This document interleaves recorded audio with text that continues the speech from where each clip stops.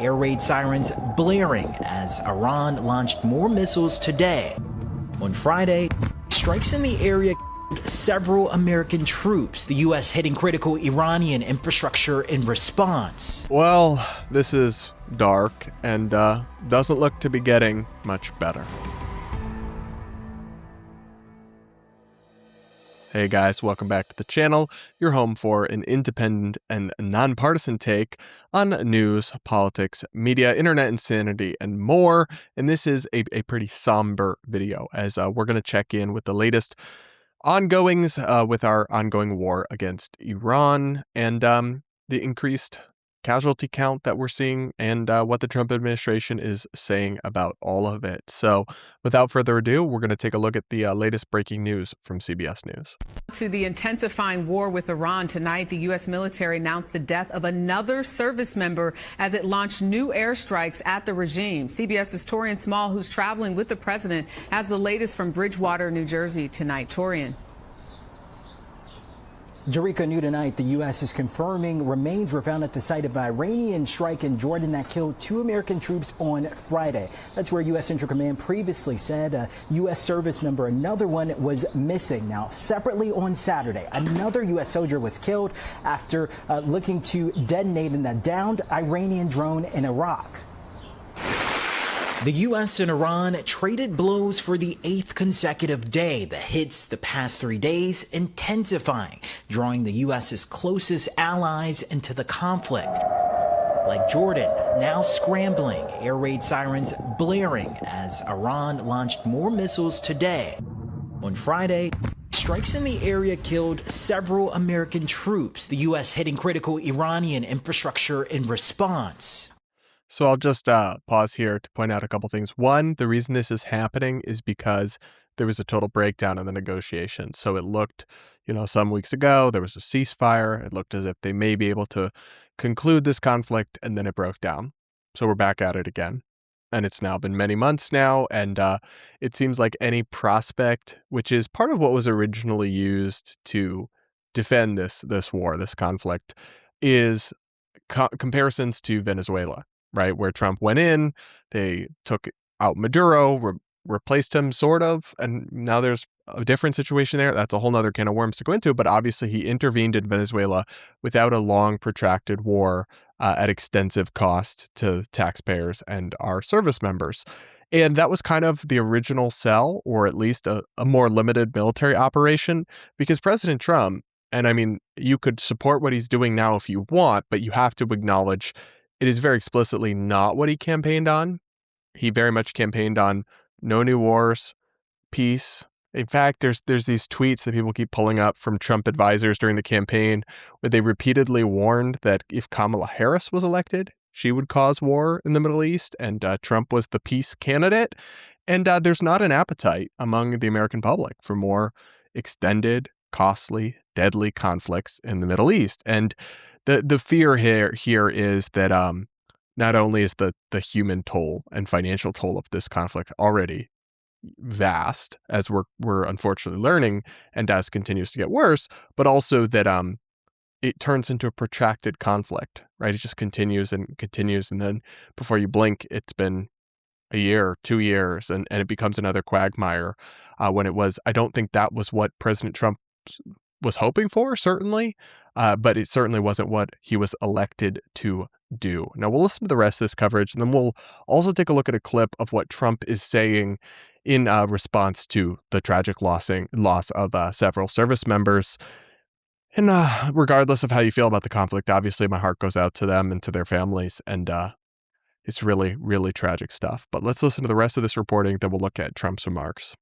Iran's supreme leader in a statement warning more unforgettable lessons ahead if the fighting continues. All of this just days after President Trump claimed victory. We are likewise winning big in Iran, and you will see the fruits of that labor very, very shortly. In Washington, the president now pushing to add Iran to Congress's plan for Russian sanctions, tying 2 wars to 1 bill. Alabama Republican Senator Katie Britt making the case. We know the very same people that are funding Russia and funding Putin's war of aggression are the very same people funding Iran. But not everyone convinced. This is what happens when you start a war of choice. The guys in charge now are worse than the prior crowd. Iran announces no longer abiding by the Memorandum of Understanding. President Trump in a phone call with News Nation saying he, quote, couldn't care less. Jerika? Oh, boy. So there you have it. I mean, I think part of the problem here is very contradictory messaging coming out of the White House about what the objectives were of this conflict, about what the status is. Do they have a deal? Do they not have a deal? Does it matter if there's a ceasefire? Does it not matter? But obviously, the more and more the toll and cost of this continues to rack up, the more that people are going to resent that, and people are going to be upset about that, and they already are. It's already polling pretty poorly, this conflict. But here's what Trump said when he was asked about the latest service members who lost their lives. Watch him respond. Well, we feel very badly, but, you know, those great people, those great patriots were out there fighting that Iran cannot have a nuclear weapon. Iran has been very, very badly damaged. They've lost everything almost militarily. They've got very little left. They've got some missiles. They've got some drones. They've got some manufacturing ability, not much. We control the Strait. They don't control anything. So we'll see what happens. But we hit them very hard again tonight. And we did that in honor of the probably three. It's probably three as opposed to two. Great patriots. So a lot of questions there, but the assertion is that, well, you know, of course their loss is tragic, but they died to stop Iran from having a nuclear weapon. I'll just remind you guys, we were already told repeatedly by the White House that they had totally decimated Iran's capability to have a nuclear weapon. So here, reading from the White House website, this was June of 2025. Iran's nuclear facilities have been obliterated, and suggestions otherwise are fake news. Read you a couple quotes from this whitehouse.gov page. Overall, Israel and U.S.'s attacks have effectively destroyed Iran's centrifuge enrichment program. It will be a long time before Iran comes anywhere near the capability it had before the attack. We assess that the American strikes on Iran's nuclear facilities, combined with Israeli strikes on other elements of Iran's military nuclear program, has set back Iran's ability to develop nuclear weapons by many years. I can say here, the assessment is that we significantly damaged the nuclear program. We can say that we set it back years. I repeat, years. So the problem with constantly claiming this threat of a nuclear weapon imminently from Iran, and that justifies the ultimate sacrifice of more and more American service members, is that they've already told us they accomplished that goal before this war even started in the 12-day war and the original bombing campaign. So, I mean, did you lie then? Was that all totally wrong and incorrect?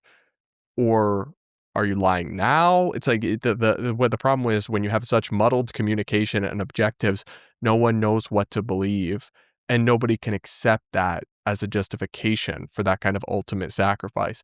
And then, as well, you have to grapple with the fact that Tulsi Gabbard, a top Trump official, testified just about a year before that they had no intelligence that Iran was even building a nuclear weapon. So it's like the messaging here, this is just a disaster from that perspective, and it's only going to get worse because the economic ramifications of this are in people's face every single day. So we've got this, apparently according to Trump, we control the Strait of Hormuz, so there should be no issue, but yet there still is. So here's the headline from CBS News. Gas prices top $4 a gallon again as U.S.-Iran conflict escalates.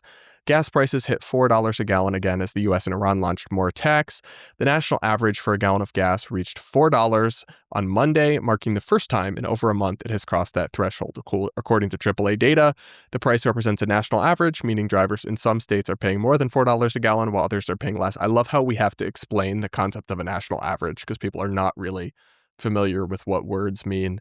But look, I think this situation is just totally untenable for the president and for what he campaigned on and there's a portion of the country that will never turn on him and he could announce anything and they'd be like, all right, we trust in Trump.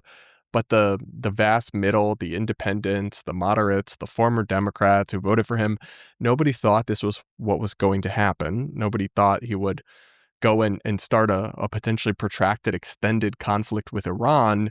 And more importantly, in terms of what will actually affect people going into the midterms and what they vote along, nobody thought we'd be getting $4 gas, right? When you specifically elect the president who promises to bring prices down, who is elected on an affordability crisis as a key factor, and then this happens. You have inflation up because the consumer price index is up because of a lot of this stuff, and the cost of energy goes into the cost of everything.